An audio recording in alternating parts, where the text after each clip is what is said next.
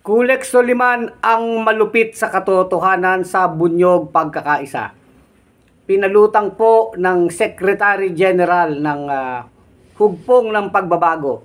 Ito po yung lokal na partido ni Sara Duterte dyan sa Davao. Na itong si Marcoleta daw ay saktong-sakto kung sakasakali na magiging Vice President ni Sara Duterte sa 2028 kung sakaling tatakbo si Sara Duterte. Na sa tingin naman natin ay talaga namang tatakbo yan sa 2028. Ngayon, yan po yung sinasabi ni Anthony Del Rosario. Dati po yung governor dyan sa Davao del Norte at kasalukuyang Secretary General ng Hugpong ng Pagbabago. So pinalulutang po yan, ano?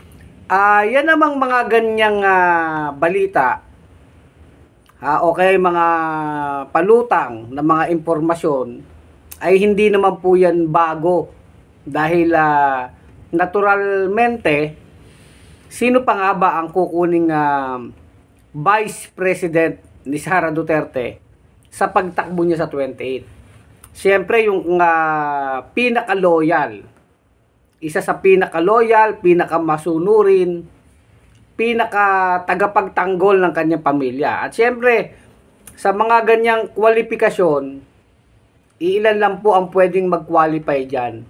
At isa na po dyan si Rodante Marcoleta na talagang sa kanyang record, itong si Marcoleta ay tagapagtanggol ng mga Duterte.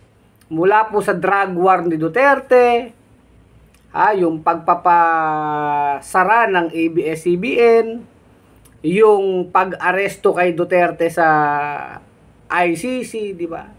Yung impeachment ni Sara, lahat po ng mga ginawa ni Marcoleta ay pabor sa mga Duterte, naglilingkod sa mga Duterte. No? So, kung sinasabi man ngayon ng isang opisyal ng Hugpong ng Pagbabago na pwede si Marcoleta, ay pwede talaga yan. Kaalam po, ang tanong po dyan ay, yan ba'y magugustuhan din ng tao? Siyempre, lahat ng may ayaw kay Sara, sigurado ayaw kay Marcoleta. In the same way, lahat ng may gusto kay Sara, gusto kay Marcoleta. Package po yan no? Package, no? So, ang magiging network naman ni Marcoleta, bukod sa mga DDS, ang political base po niyan ay Iglesia ni Cristo. Diba? Dahil Iglesia ni Cristo yan pinayagan nga yan tumakbo ng Iglesia ni Cristo. Bagamat, alam natin, yung Iglesia ni Cristo, may mga patakaran yan sa member nila na bawal tumakbo sa politika. Pero, si Marcoleta mukhang nabigyan po ng exemption ng kanyang sekta. So anyway, hindi na yan nakakapagtaka.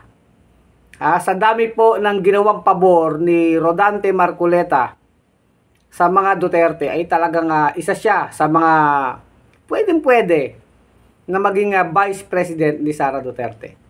Ano din po yan ka-level yan ni Robin Padilla pagdating po sa sabihin natin pagpapakatuta, pagpapakaaso sa mga Duterte. Kaya lang, itong si Marcoleta ay gaya din ni Sara Duterte, maraming kontrobersya. Una po yung SOSE, yung Statement of Contribution and Expenditure, yung mga ginastos po nung halalan at mga nag-donate. Yan po yung SOSE. Doon po sa SOSE ni Marcoleta, ang ginastos niya sa halalan ay 112 million. Samantalang ang kanyang asset ay 52 million lang. So mas doble yung ginastos ni Marcoleta sa kanyang pangangampanya kaysa sa kanyang yaman. Kaya ang tanong nga dyan, paano nangyari yon? Kaya nga po ngayon ay may investigasyon po ang COMELEC sa kanya, no? Kung paano nga naman nangyari yan. At yung mga nag-donate kay Marcoleta, sinabi ni Marcoleta, nag-donate sa kanya pero hindi niya inilagay doon. So mukhang kailangan yan talagang busisiin ng COMELEC, yung sose ni Marcoleta. So napaka niyan. Kumbagay kaduda. Bunyog, bunyog, halikan na kasama ka.